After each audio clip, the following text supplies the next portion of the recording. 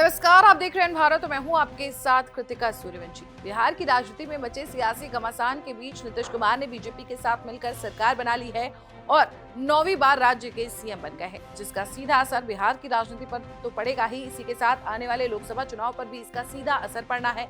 लेकिन नीतीश की एनडीए वापसी से कई तरह के सवाल उठने लगे हैं।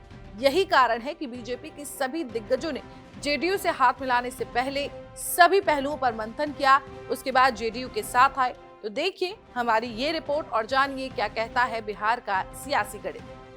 एनडीए ने 2019 के लोकसभा चुनाव में बिहार की 40 में से 39 सीटों पर जीत हासिल की थी। तब इसमें बीजेपी, जेडीयू और एलजेपी शामिल थी। लेकिन फिर नीतीश ने एनडीए को अलविदा कह दिया और आरजेडी के साथ मिलकर बिहार में सरकार बना ली।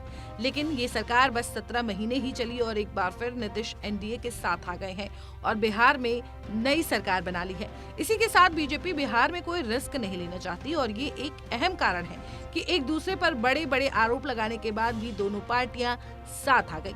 दरअसल बीजेपी ने 2024 के लोकसभा चुनाव में 400 का आंकड़ा पार करने का टारगेट सेट किया है और बिहार में पिछला प्रदर्शन दोहराए बगैर ये लक्ष्य हासिल कर पाना मुश्किल होगा। कहीं ना कहीं बीजेपी जानती थी कि बिहार में नीतीश और लालू एक साथ मिलकर बड़ी चुनौती पेश कर सकते हैं।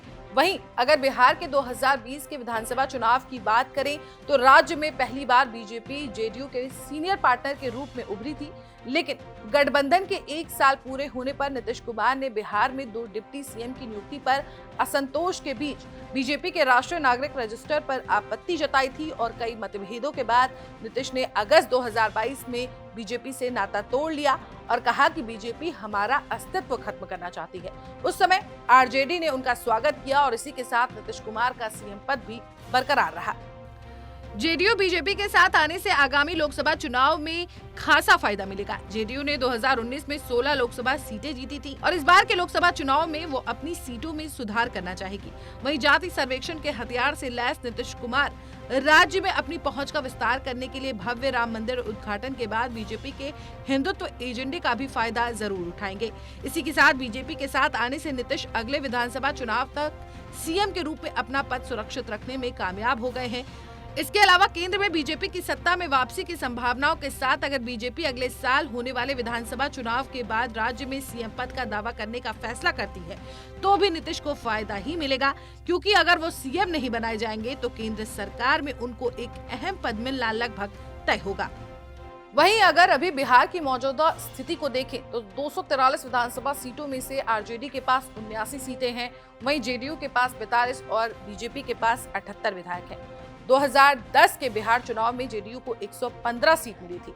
2015 में जेडीयू को 71 सीट मिली और 2020 में घटकर सिर्फ 45 सीटों पर सिमट गई। इससे साफ है कि विधानसभा में जेडीयू की ताकत कम हो रही है और नीतीश कुमार एक मंझे हुए नेता हैं।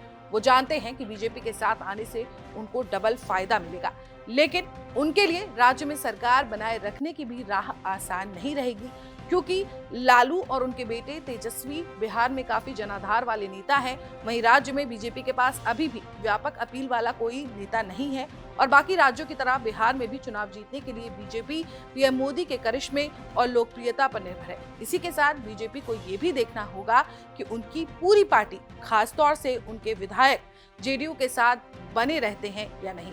हमारे साथ इस रिपोर्ट में इतना ही। देश और दुनिया की तमाम बड़ी खबरों के लिए देखते रहिए एन भारत।